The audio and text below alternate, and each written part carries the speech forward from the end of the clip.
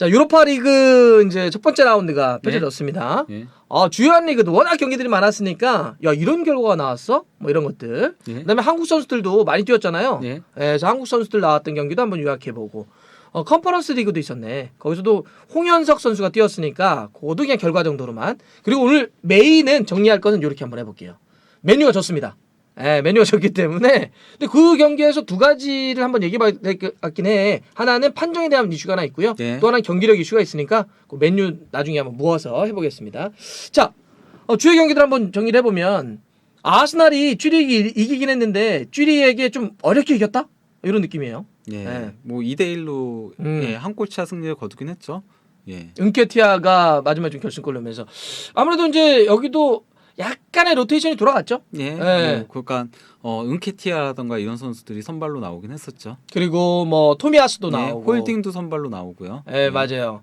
그래가지고 이제 아무래도 이제 프리미어리가 빡빡하게 전개되다 보니까 많은 팀들 뒤에도 말씀드리겠지만 로테이션을 다 썼습니다. 예. 그래서 그래도 어쨌든 아스날이 원정에서 2대1로 이겼다는 데 의미가 있다. 그리고 어쨌건 간에 뭐 은케티아라던가 마르키뉴스 같은 어린 선수들이 골을 넣었다는 거는 그래도 예, 수학이라고 할 수 있는 거죠. 좋습니다.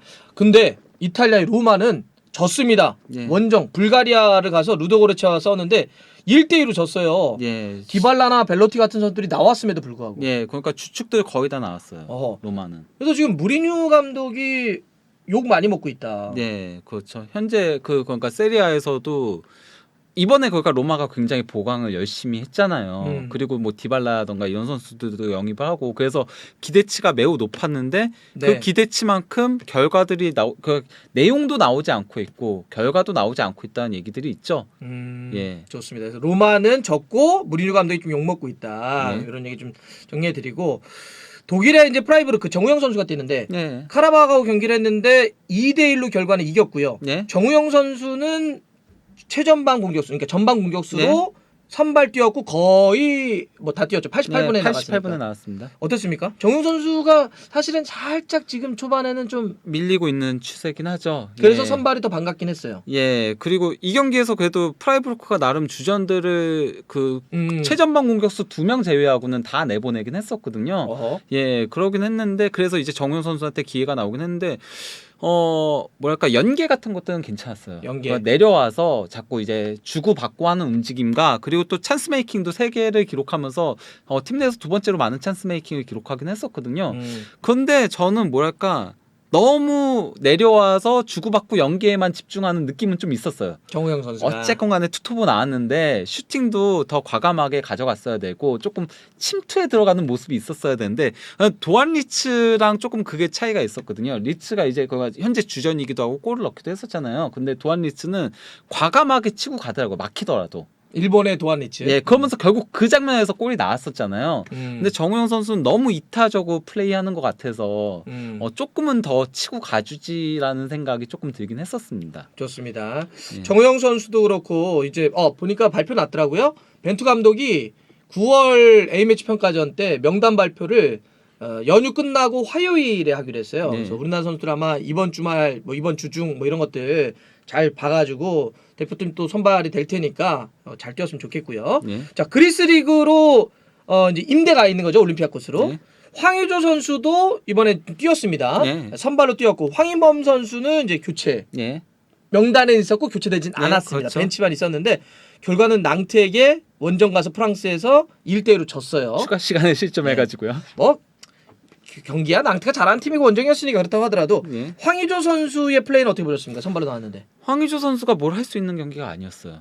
너무 밀렸어요. 너무 밀렸다. 예, 아하. 그래서 황의조 선수가 뭐 슈팅도 거의 가져가지 못했었고요. 딱 한 번이었거든요. 한번 예, 그리고 도리어 그 위치도 계속 측면에서 뛸 수밖에 없었어요. 왜? 밀리니까 올림피아코스가 밀리니까 최전방 원톱 공격수 나왔음에도 중앙에 버틸 수가 없고 계속 측면으로 나와서 볼을 받으러 나오는 장면들밖에 거의 대부분을 그러니까 오른쪽 측면에서 볼을 받는 그런 모습이었죠. 아니 팀을 옮겼는데 왜 보르도야? 보르도 때도 맨날 팀이 실력이 안 되고 경기력이 안 되니까. 그리스 리그를 보시면은 그러면 이제 좀 활약하는 걸 보실 수 있을 아, 겁니다. 그렇죠. 그 올림피아코스가 그리스에서는 극강 중에 극강이니까 네, 그렇죠. 거기서는 가페가 가능한 그래서 상대를. 데뷔전부터 도움도 올리고 예. 아니 여기 유로파리그를 딱 오니까 갑자기 또 보르도의 데칼코마니의 느낌이 들어가지고 그것도 낭트 원정이니까 더더욱 그렇죠. 네, 그러니까 이 경기 자체가 황인범 선수가 왜 선발에서 제외됐는지 얘기를 해야 될 건데요. 그것도 그러니까 많이 예. 물어보시더라고. 왜 황인범은 분명히 올림피아코스에서는 주전으로 알고 있는데 이 경기는 왜 뛰지 못했습니까? 예. 낭트 원정이다 보니까 이제 원래 올림피아코스가 4-2-3-1 포메이션을 쓰거든요.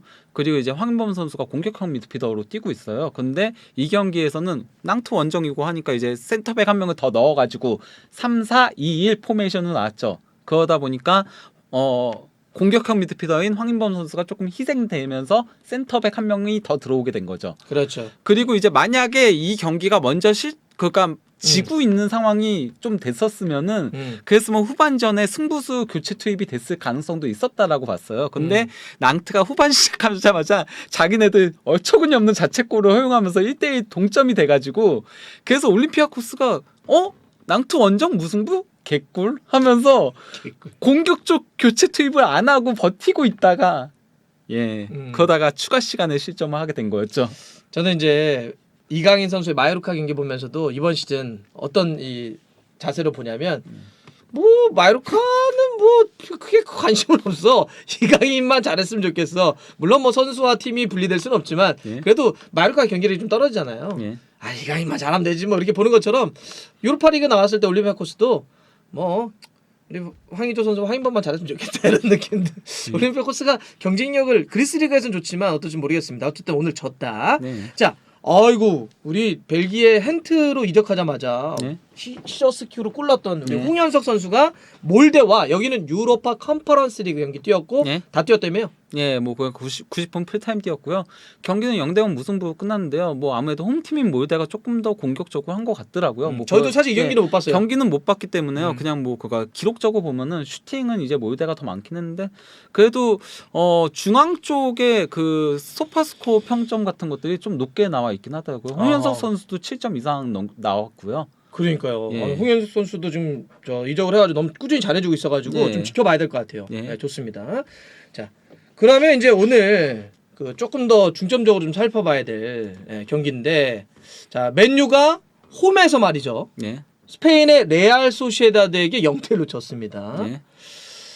물론 레알 소시에다드가 좋은 팀이에요. 네, 좋은 팀이고 심지어 레알 소시에다드는 이 경기에서 주전들로 나왔어요. 자, 그래서 결과적으로 졌는데 일단 두 가지 나눠서 한번 얘기해 볼게요. 먼저 판정 문제가 하나 있습니다. 뒤에 경기력 문제와 로테이션 문제도 있지만 일단 판정부터 가볼게요. 아니 이게 결승골을 내준 게 피케로 내준 거잖아요. 리산드로 마르티네스가 다비드 실바 맨시티에서 뛰었던 그 실바 맞습니다. 슈팅을 딱 접고 왼발로 때리려고 하니까 막으려고 다리에 뻗었죠. 했죠. 했는데 그 슈팅이 발 맞고 튀어서 손에 맞았어요. 이렇게 이거를 VAR 딱 보더니 찍었단 말이에요. 일단 어떻게 생각하십니까? 저는 이거 오심이라고 생각합니다. 왜냐면은 이게 뭐 팔을 이렇게 키우거나 한 게 아니었거든요. 그냥 자연스러운 동작이라고 봤었고, 그렇기 때문에 이거는 저는 페널티 준 게 잘못됐다라고 보고 있습니다. 저도 뭐 전적으로 동의합니다. 그러니까 이걸 만약에 왜 VAR까지 봤는데 줬을까? 그러니까 그들의 입장. 그러니까 심판이 줬으니까 왜 그들은 줬을까를 놓고 보면 이런 거겠죠. 그러니까 굴절이긴 하지만 팔을 부자연스럽게 키웠다 하겠지. 저들이 준 그 이유는. 근데 그걸 부자연스럽게 키웠다고 할 수 있습니까? 저는 아니라고 봐요. 아니 내가 몇 번을 영상 받고 현지 중계도 계속 보여주더라고. 아무리 핸드볼의 인텐션, 의도는 심판이 재량이에요. 의도를 어떻게 알아? 의도가 뭐 밖에 써있나 이마에? 가장 그러니까 논란이 많은 판정이 핸드볼이긴 하잖아요. 자 봐봐요. 태클을 걸었어. 슈팅 블록이 정확하게 슈팅 블록을 걸어. 그런데 여기 맞아. 튀어. 그런 상태에서 만약에 이러고 있었다. 완전히 이러고 있었다. 그러면 굴절이었어도 만약에 이런 상태에서 맞고 딱 맞았어. 그럼 볼이 진행 방향을 이렇게 부자연스럽게 키운 팔이 방해를 했기 때문에 막았기 때문에 찍어. 그거는 내가 봐서는 어쩔 수 없어요. 그러면 자 태클에서 이 정도잖아. 이 정도. 그리고 이렇게 하잖아. 여기서 이게 맞아요. 이렇게 하고 아니 그러면 선수가 그러니까 이게 제가 축구 규정집에 우리가 심판을 위한 가이드라는 게 있어요. 거기에 뭐라고 써 있냐면 가장 첫째 줄에 심판은 판정을 함에 있어서 축구라고 하는 스포츠를 이해해야 하는 그 속에서 판정을 해야 된다는 게 있어요. 이게 무슨 얘기냐면 축구라고 하는 스포츠는 원래 이런 거야라고 하는 걸 이해해달라는 거예요. 네. 그러면 봐요. 태클을 하는데 어떤 수비수가 뭐 어떻게 해야 돼? 그러니까 아니 오는 걸 크로스 막으려고 이러는 거는 그럴 수 있어, 그렇죠? 네. 태클을 거는데 어떤 수비수가 뒷짐지고 이렇게 합니까? 그러면 저거랑 정 반대긴 하죠. 그 뭐야 지난 저희가 그 본머스 핸드볼 반칙 그게 조금 논란이 됐다고 했을 때 그거는 저희는 핸드볼이라고 했잖아요. 그것도 이렇게 몸을 돌렸잖아요. 근데 그거는 슈팅이 올 때 이렇게 몸을 돌린 거잖아요. 그러니까 그거는 부자연스러운 움직임이니까 그러니까 뭐 그거는 핸드볼이 페널티가 맞다라고 보거든요. 근데 이거는 발로 이렇게 막으려고 하면서 이렇게 돈 거기 때문에 자연스러운 동작이라고 보거든요. 인간에게는 네, 그러니까요. 사지가 붙어 있어요. 그러니까요. 그러면 이게 플레이하는 과정에서 이게 우리가 이렇게 뛸 때 이렇게 뛰잖아. 그러니까 우리가 부자연스럽다는 건 뭐냐면 원래 뛸 때 이렇게 네. 뛰어 사람이. 근데 이러고 뛰는 사람은 없어. 네. 누가 이렇게 뛰나 달리기 할 때. 그러니까 이러면 네. 안 된다는 건데 이렇게 하다가 태클도 자연스럽거든. 봐봐. 우리가 몸이 태클을 걸면 손이 이 정도는 움직이지. 네. 이 정도에서 맞으면 그거는 그냥 자연스러운 과정이야. 그것도 굴절이면 더더욱 그렇게 봐야 되는데 저거를 불었다? 내가 봐서 저거는 문제 있습니다. 저도 그러니까 이게 굴절이 아니었으면 핸드볼 줄 수 있다고 생각을 하거든요. 그러면은 슈팅 방향을 이렇게 그쪽으로 간 거니까. 근데 이거는 굴절이어서 더더욱 아니라고 보는데. 그러니까 봐요. 지금 슛의 팔이 방해가 되었다고 본 듯. 그러니까 제가 그 얘기니까 부자연스럽게 키워서 방해됐다고 보는 건데, 근데 그게 어떻게 부자연스럽냐는 거지. 영상을 한번 계속 보세요. 그냥 이렇게 하면 그거는 자연스러워. 수비수가 아니면 공격수가 그냥 플레이하는 과정에서 태클을 걸 때는 당연히 몸이 이렇게 움직이지 그걸 어떻게 이렇게 피하고 하냐고. 그래서 이거는 잘못된 겁니다. 이 판정은 뭐 맨유냐 뭐 레아수 이런 얘기하는 네. 게 아니에요. 그냥 판정으로만 놓고 보더라도 이거는 잘못된 판정이다. 예, 이거는 아니에요. 제가 봐서 이거는 그래서 뭐 맨유 입장에서도 그러겠지만 그냥 축구적인 관점을 놓고 보더라도 이런 판정은 아니다. 이걸 PK 주는 게 어딨어. 자, 그건 그렇고요. 그럼에도 불구하고 맨유 팬들이 뭐라 그러냐면 아까 실시간 같이 보시면서 그거 오시면 맞는 것 같은데 근데 경기를 맨유가 못하네요. 그건 별도로 좀 잘해야 되는 거 아닙니까? 맨유가 네. 저는 일단 요렇게만 얘기해 볼게요. 로테이션 돌렸어요. 네. 나는 일단 거기에 어떤 느낌이 딱 드냐면 로테이션을 돌려가지고 주력이 아닌 선수들 예를 들면 센터백이 오늘 린데레프하고 맥과이어가 선발이었어요. 네. 원래 이제 리산드로 마르티네스하고 바란 이런 네. 조합인데 최전방에 호날두 중앙 미드필더의 카제미루. 물론 이제 카제미루 같은 경우는 이제 조금 더 적응기가 필요하니까 이렇게 네. 두는데 인생 무상 같은 느낌? 야, 호날두가 유로파리그 로테로 나오는구나 이제. 예. 일단 이런 생각이 먼저 들더라. 네. 이게 세월이라는 게 맥과이어 영향력 하나도 없었다. 어떻습니까? 경기력적인 측면에서 어떠셨어요? 경기력적인 측면에서요. 저는 그래도 중원은 나쁘지 않았었다라고 생각을 하는데요. 가장 큰 문제는 일단 톱의 호날두가 예전 같지 않다라는 게 너무 보이긴 했어요.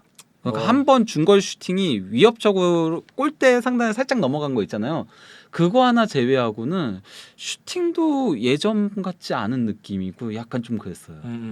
예. 물론 뭐 그 헤딩골 하나 넣은 게 그 옵사이드 판정 나왔었죠.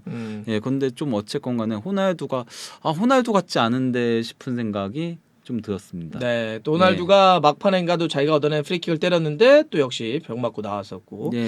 그리고 센터백도 좀 불안불안했어요. 예. 약간 좀 불안하지. 예. 그러면서 쿠보가 상당히 잘 휘젓고 다니기도 했었고. 그렇죠. 예. 일본의 쿠보. 예. 그리고 또 이제 뭐 다비드 실바도 있었고 예, 메리노도 그렇죠. 있고. 예. 예. 근데 맨유가 물론 이제 이게 유로파 리그고 로테이션을 돌렸고 상대는 레알 소시에다드고 여기 주력들이 꽤 나왔고 이런 걸 감안하더라도 홈에서 무득점으로 이렇게 끝났다는 거. 물론 지금 리그에서는 반등을 쳤습니다. 예. 처음에 2연패로 했다가 지금 4연승 달리면서 분위기를 바꾸긴 했는데 조금 어쨌든 좀 길게 보긴 해야 되겠구나. 그리고 예. 참 인생 무상이다. 영원한 게 없구나. 세월은 예. 다 이렇게 흘러가는구나. 이런 생각이 좀 들었습니다. 그래도 그 메뉴가 되게 걱정할 정도는 아닌 거죠 지금. 로테이션을 돌렸기 때문에 이런 거니까. 뭐 좀 지켜봐야 된다라고 생각이 들죠. 예. 테나 체제에서. 예, 예. 뭐 그러니까 유로파리그 결과 가지고 너무 이걸 크게 확대 해석할 것까지는 없지 않나라는 생각은 들긴 해요. 맞아요. 좀 돌리는 게 강하니까. 예. 유로파 리그는 사실 우리 팬들도 그렇지만 그렇죠. 한 4강이나 이 정도 돼야 8강, 4강 8강 돼야 정도쯤이죠. 예. 집중하지. 사실 뭐 여기도 어쩔 수 없게 왜냐하면 리그도 있고 뭐 여러 가지 대회들이 있기 때문에 예. 좀 돌리거든요. 예, 도리어 소시에다드가 너무 진심으로 나와주긴 했죠. 너무 진심이었다. 예, 자, 좋습니다. 그럼 이렇게 마무리하는 걸로 할게요. 예.